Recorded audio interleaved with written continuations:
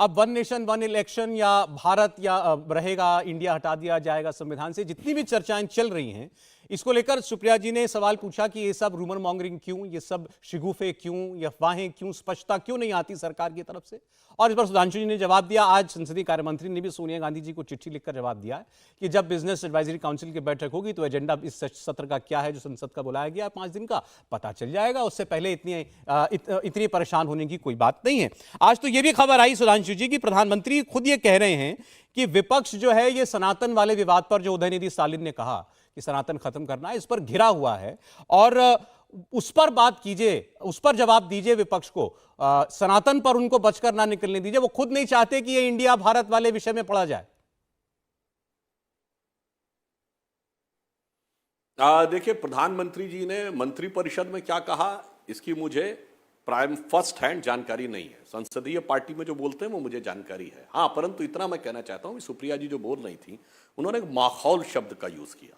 माखौल ये होता है सौरभ जी कि कह रहे हैं कि गणेश चतुर्थी के दिन संसद नहीं बैठनी चाहिए और इधर इनके INDIA/ घमंडिया गठबंधन के प्रमुख सहयोगी कह रहे हैं इरेडिकेशन ऑफ सनातन धर्म।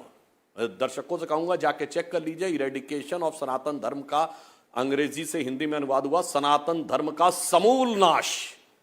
ये कॉन्फ्रेंस करते हैं और उसके बाद इनके सीनियर नेता केसी वेणुगोपाल कहते हैं अभिव्यक्ति की स्वतंत्रता है।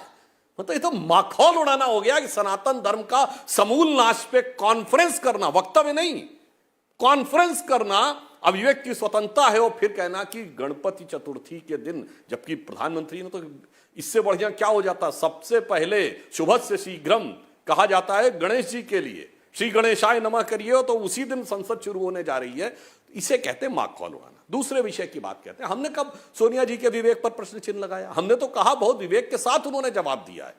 उन्होंने बहुत सोच समझ के अपनी पार्टी और परिवार को ध्यान में रख के जवाब दिया। पर मैं सुप्रिया जी से पूछना चाहता हूं कि ये जरा बता दें अपने पूरे विवेक के अनुसार कि सोनिया जी ने किस कैपेसिटी में बोला है, क्योंकि आज की डेट में वो कांग्रेस की अध्यक्ष नहीं है और इनके अनुसार यूपीए का अस्तित्व नहीं है, अन्यथा वो यूपीए की चेयरपर्सन थी। यूपीए अपना श्रद्धांजलि देकर इंडिया में मिल चुका है। या ये बता दें कि यूपीए का अस्तित्व है, इंडिया अलग है और इंडिया के अंदर यूपीए यानी गठबंधन में एक और गठबंधन है। तो मैं मान लूं यूपीए की चेयरपर्सन थी, तो मैं मान लेता हूं। ये अपनी विवेक से उत्तर दे दें तो ज्यादा बेहतर होगा। अन्यथा तो पूरे देश को समझ में आ रहा है कि जो लोग सीधे पदों पे हैं कांग्रेस के अध्यक्ष और नेता प्रतिपक्ष से ज्यादा, वो लोग बोलते हैं जो ऑफिशियली किसी पद के ऊपर नहीं है। तो सारे देश को समझ में आता है कि क्या मुख है और क्या मुखौटा है। हाँ, अब अगर इसके आगे की बात कहें तो देखिए कितनी मजेदार बात है कि मुद्दा कौन बना रहा है। अरे अगर लिख दिया गया प्रेसिडेंट ऑफ भारत तो मुद्दा तो आपने बनाया।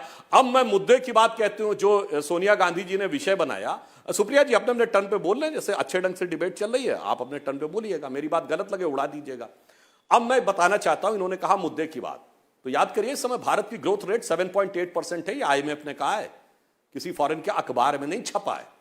और ये दुनिया की बड़ी अर्थव्यवस्थाओं में सबसे हाईएस्ट है इस समय। मैं चुनौती से पूछता हूं आपके दौरे हुकूमत में बताइए कोई एक समय जब भारत की ग्रोथ रेट सारी कंटेम्प्रेरी इकोनॉमीज में हाईएस्ट रही हो। इंदिरा जी, राजीव जी के जमाने में 2% ग्रोथ रेट होती थी, हम 20वें नंबर में भी कहीं नहीं होते थे। आज की अगर हम बात करें तो 5वीं बड़ी अर्थव्यवस्था है, 4थे बड़े स्टॉक एक्सचेंज है। आज ही देश में 10 करोड़ डीमेट अकाउंट कंप्लीट हुए हैं।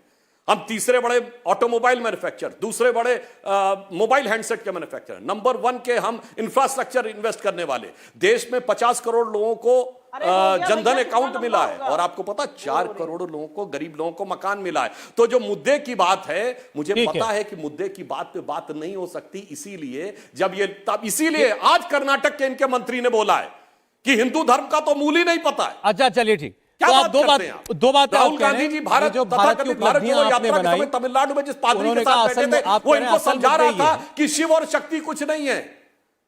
अरे सुनिए तो मुद्दे की बात, पूरी बात मैं भी कर लूं मान्यवर।